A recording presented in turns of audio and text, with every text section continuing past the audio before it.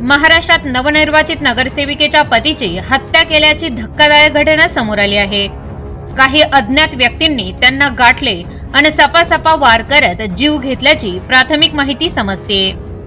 रविवारी राज्यात नगर परिषद आणि नगरपंचायतीचा निकाल जाहीर झाला।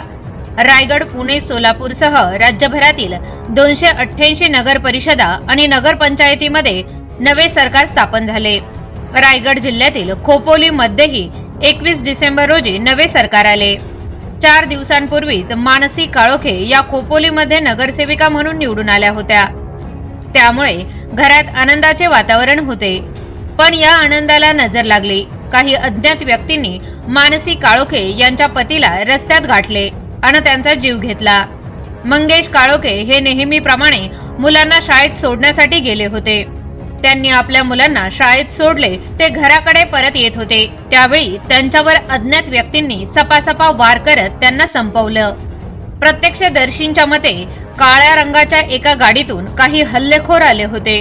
मंगेश काळोखे यांची हत्या केल्यानंतर आरोपींनी घटनास्थळावरून तत्काळ पळ काढला। या घटनेनंतर खोपोलीत एकच खळबळ उडाली आहे। पोलिसांनी अज्ञात व्यक्तींच्या विरोधात गुन्हा दाखल केला। काळोखेंची हत्या का केली, या हत्येमागे कोण आहे याचा तपास खोपोली पोलिसांकडून करण्यात येत आहे।